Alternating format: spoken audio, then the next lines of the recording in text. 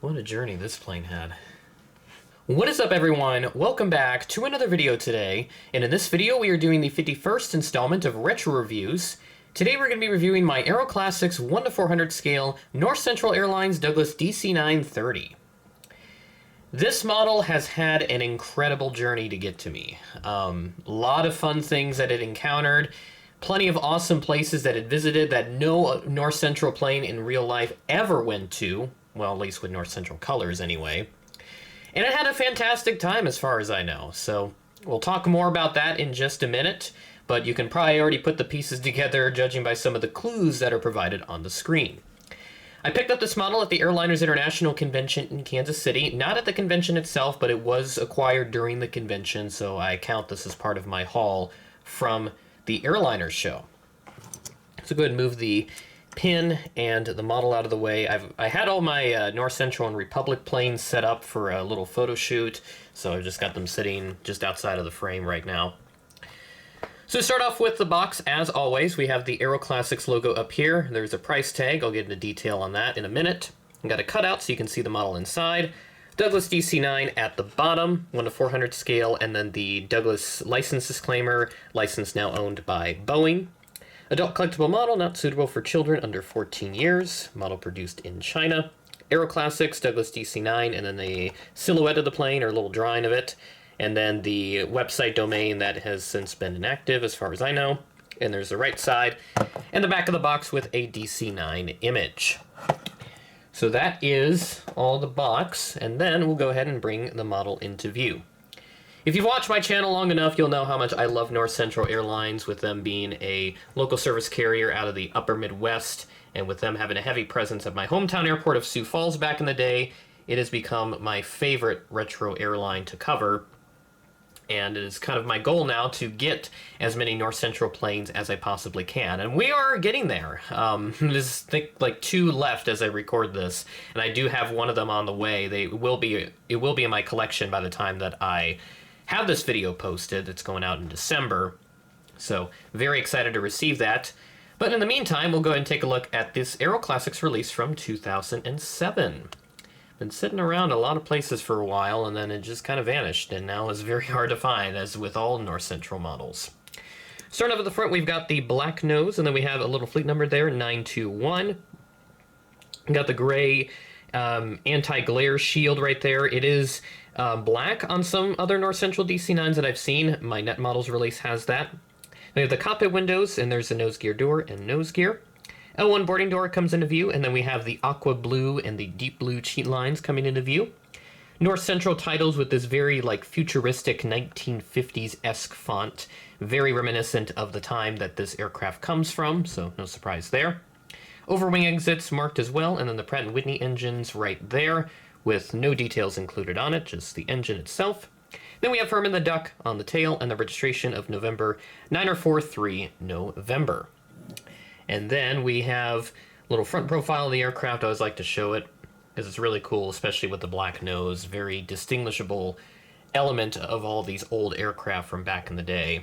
It used to be very common for these aircraft to have that, and now they've since phased them out. I think this is because the radome for the weather radar, so there's some interference if it had a brighter colored paint on it, so they had to paint it black so that the radar would work better.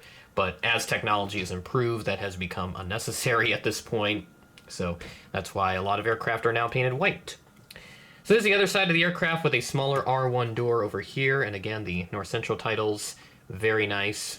And then the luggage doors are also printed on there on this side. There are 2, and another look at Herman the Duck. Then flip the aircraft underneath with the silver paint that has been applied. No polish on here, even though the North Central Aircraft IRL were polished. You have the various wing details underneath. Also the landing gear with a stand hole, no Aeroclassics logo. And then the top of the aircraft has just the beacon on it, and also some overwing exit markings included. So now comes my favorite part of this retro review, and that is to talk about the journey that this model had to get to me. So if you have watched Red River Aviation, he has actually reviewed this model on his channel, so if you want to see his review, you can go check that out as well after this video. But in the meantime, I'm going to talk about the journey that this aircraft had to get to me. So it all started at the Chicago One-Day Collectible Show on May 11th of 2024. Connor attended the show, as he usually attends most of the one-day collectible shows in the United States, and he was shifting through some like box or something at one of the tables, and he found this at the table for $30. And funnily enough, just a week before that Chicago show, I acquired the Net Models release, which I have right here. And I was pretty satisfactory with the Net Models release. I really wanted the Aeroclassics release. And funnily enough, there was an eBay listing up simultaneously, but it was $10 more. And I decided to go for the cheaper rendition for Net Models because obviously it was cheaper and I don't have a Net Models aircraft in my collection. So I decided to go with that. And then, of course, the Chicago show comes around. Connor finds this at one of the tables, and he asks me if I have it. I tell him that I just got the Net Models one last week. And then he tells me that he bought it for me so that I could have it, which was just an incredible, generous move that, you know, to this day, I still say he didn't need to do that. But with this acquisition, it's given me the drive to get all the North Central planes in 1:400 scale. And at this point, I'm only 2 models away. I just need one of the Aeroclassics DC-9s and one of the Convairs. The Convair 340 that Aeroclassics did, which I almost got a few years ago, but got outbid at the last second. So still hunting that one down. So then now comes the actual journey itself.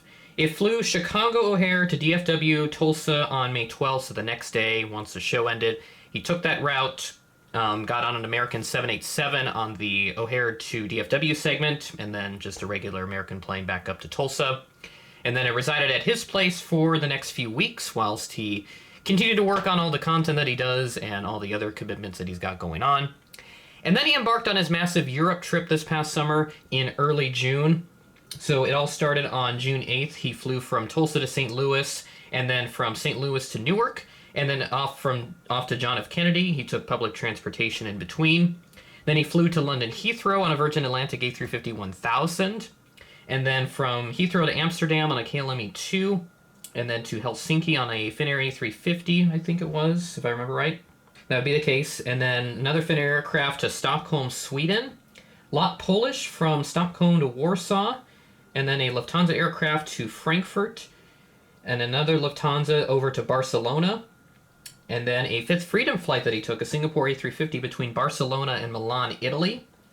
And then he took Iberia up to Madrid from Zurich, so he took a train between Milan and Zurich, so that was really cool. Just went right through the Alps. And then another Iberia aircraft, an A330, which he gifted me with the safety card off of. He flew that from Madrid to London. And then a British Airways A380 from London to Boston. I still can't believe he got on that. That sounded like an incredible flight. And then he went to Syracuse, New York to meet up with Syracuse Aviation for the weekend right before Airliners. Sounded like they had a lot of fun, and was really happy to see them have so much fun right before Airliners, something that they got to do. Sounded like an incredible time. So went up to Syracuse for the weekend, and then they took a couple other flights to get to Kansas City. They got pretty creative with their itinerary. It went down to Orlando, and then up to Indianapolis, and then from there it went from Indy to Detroit on the morning of the first day of the convention, and then Detroit to Kansas City, where then I met up with Connor, of course, and also Syracuse Aviation, and that's when I got the North Central DC-9 off of him. And then, of course, I had the car ride from Kansas City back up to Sioux Falls. So calculating all the flights plus some extra travel time between, like restaurants and just other places in general, I estimate that the total travel distance for this North Central DC-9 to be about 18,000 miles. Yes, 18,000 miles. That's a lot of traveling for a little Aeroclassics model. So it's been to a lot of cool places that no North Central plane ever went to in Europe. I also went to a ton of other fun places. So this model has had quite the journey. It also traveled with me up to my college dorm room as well. I had it on my desk up in school for a little while, but I brought it home because I'm getting close to the end of the semester, and I will be almost at the end of the semester when this video comes out. So it has traveled a lot, way more than any other North Central DC-9 would have ever traveled, at least in 1:400 form anyway. Those North Central DC-9s, I'm sure they accumulated hundreds of thousands of miles IRL when they were flying with Herman the Duck. So certainly, still kind of like a drop in the bucket compared to an IRL North Central DC-9 for actual travel distance, but in terms of the places that it went to and, you know, who it was all around with and just how many faces it got to see, it certainly had an incredible time. And that's the fun story of this North Central DC-9 coming to my collection. And this will certainly be a model I will cherish forever, not only because this is just a free gift from a good friend who knows how much I love this airline, but also just for the travel that it had before it got to me. It's really fascinating to look back on that and just see, you know, this model was in Europe. It was in freaking Europe for like 2 weeks. And then after that, it went to a couple more places before it finally got to me at Airliners International. It's still incredible just to think about this model going on such a long journey so that, you know, it would arrive into my collection eventually. But really glad that he had a lot of fun on that trip, and he's definitely got more in the works, so stay tuned over on his social channels if you want to see what else he's going to be up to in the future. I know that he certainly will have a lot more exciting stuff planned as we move into 2025. So now, if you have skipped ahead, and that's totally fine, I get that this is kind of a very long segment there, but if you have stuck around to watch the entire thing, I thank you for that. Thanks for tuning in so far. Let's take a look at this aircraft's real-life history and see where it went to. With most North Central aircraft, it's been pretty straightforward, especially with the DC-9s.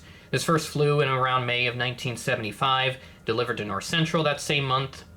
Then it went to Republic in July of 1979, and then to Northwest in October of 1986. She was then stored in 2008 and has since been scrapped. And that'll do it for this episode of Retro Reviews. Awesome model right here, one that has an incredible story to tell, and will certainly be a model that I will cherish for the rest of my days. With that being said, thanks for watching, and I will catch you in the next video.